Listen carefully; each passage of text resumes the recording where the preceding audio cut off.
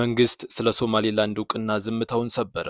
እስራኤል ለሶማሊላንድ እውቅና መስጠቷን አስመልክቶ በርካታ ሀገራት የተለያየ አቋም የያዙ መግለጫ ሲያወጡ አስቀድሞ እውቅና ትሰጣለች ተብላ ስትጠበቅ የነበረችው ኢትዮጵያ ምንም አይነት ሐሳብ ሳትሰጥ ሁኔታውን በዝምታ ስትመለከት ቆይታለች። በትላንትናው ዕለት ግን ኢትዮጵያ እስራኤል ለሶማሊላንድ የሰጠችውን እውቅና በቅርበት እየተከታተለችው መሆኑን በሶማሊያ የኢትዮጵያ አምባሳደር ሱሌይማን ደደፎ ለቢቢሲ ተናግረው የመንግስትን ዝምታ ሰብረውታል። ከ3 አስርተ ዓመታት በላይ እንደ ሉዓላዊ ሀገር ዓለም አቀፍ እውቅና ለማግኘት ስትጥር የነበረችው ሶማሊላንድ ከሳምንታት በፊት ከእስራኤል የመጀመሪያውን እውቅና አግኝታለች። የተለያዩ የዓለም ሀገራት እንዲሁም የአፍሪካ ህብረት፣ የአውሮፓ ህብረት እናም የአረብ ሊግ የእስራኤልን እውቅና በማውገዝ ከሶማሊያ የግዛት አንድነት ጎን እንደሚቆሙ አሳውቀዋል።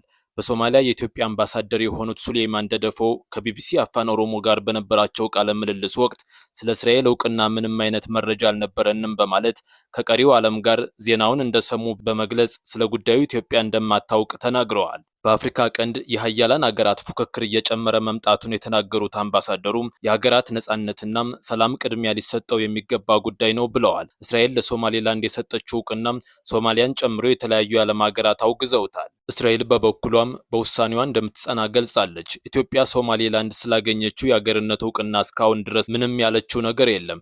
የሀገሪቱ ብሔራዊ መገናኛ ብዙሃንም ስለ ጉዳዩ የዘገቡት ነገር የለም። በዚህ ጉዳይ ላይ ቢቢሲ አፋን ኦሮሞ ለአምባሳደሩ ያቀረበላቸውን ጥያቄ ሲመልሱ ይህ የወደፊት የምናየው ጉዳይ ነው ብለዋል። ኢትዮጵያ በእስራኤል እውቅና ተስማማ እንደሆን ሲጠየቁ እስራኤል ስለያዘችው አቋም ምንም እውቅና አልነበረንም፣ በዚህ ጉዳይ ላይም ዝም ያልን ብቸኛ ሀገርም አይደለንም ሲሉ መልሰዋል። እስካሁን ድረስ በርካታ የዓለም ሀገራት ታላቅ ጥረት ማድረጋቸውን አይተናል። እኛን ብቻ ለምን ትኩረት አድርገው ይጠይቁናል? ጎረቤት ሀገራት ብቻ አይደሉም፣ ሌሎች ሀገራትም አሉ። ስለዚህ ምንም የሚጠየቅ ነገር የለም፣ ለሁሉም ነገር የወደፊቱን ነው የምናየው ብለዋል። ኢትዮጵያ መቼ አቋሟን እንደምታሳውቅ የተጠየቁት አምባሳደሩ ቀጠሮ የለንም፣ የተቆረጠ ቀን የለንም፣ አቋም ወስደናል፣ ያ ደግሞ አቋማችን ነው፣ ምን እንደሚሆን እንከታተላለን ሲሉ መልሰዋል። ከ2 ዓመታት በፊት በኢትዮጵያና በሶማሊላንድ መካከል የመግባቢያ ሰነድ የተፈራረሙ ቢሆንም ከዚያ በኋላ ግን ስምምነቱ ምን ደረጃ ላይ እንደሚገኝ ሁለቱም መንግስታት ሲናገሩ አይሰማም። በወቅቱ ሶማሊያ በስምምነቱ ተቆጥታ የነበረ ቢሆንም የኢትዮጵያ ባላንጣ ከሆኑት ከግብጽና ኤርትራ ጋር ያላትን ወዳጅነት በማጠናከር የተለያዩ የትብብር ስምምነቶችን ተፈራርማለች። ኢትዮጵያ ከሶማሊላንድ ጋር የተፈራረመችው ስምምነት ለባህር ኃይል የሚውል 20 ኪሎ ሜትር የሚረዝም የባህር ጠረፍ ማግኘት የሚያስችላት ነበር። በምላሹ ኢትዮጵያ ለሶማሊላንድ እውቅና ለመስጠት መስማማቷ ቢነገርም ይህ ስምምነት ግን በኢትዮጵያ ባለስልጣናት በይፋ አልተገለጸም። ሶማሊላንድን እንደ ግዛቷ አካል አድርጋ የምትቆጥራት ሞቃዲሾ በበኩሏም ስምምነቱን ተቃውማ ሉዓላዊነቷን የሚጥስ መሆኑን ገልጻለች።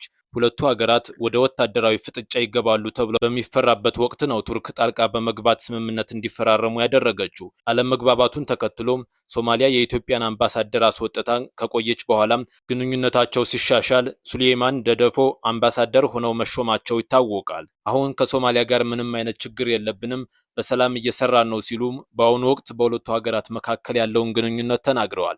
ኢትዮጵያና ሶማሊያ በአንካራ የፈረሙት ስምምነት ኢትዮጵያ በሶማሊያ አስተማማኝ ደህንነቱ የተጠበቀ ለንግድ አገልግሎት የሚውል ወደብ በሊዝ እንድታገኝ የሚያስችል ነው። ቢቢሲ ለአምባሳደር ሱሌይማን ይህ ስምምነት የት እንደደረሰ ጠይቋቸው ሲመልሱ ወደፊት የተራመደ ነገር የለም ብለዋል።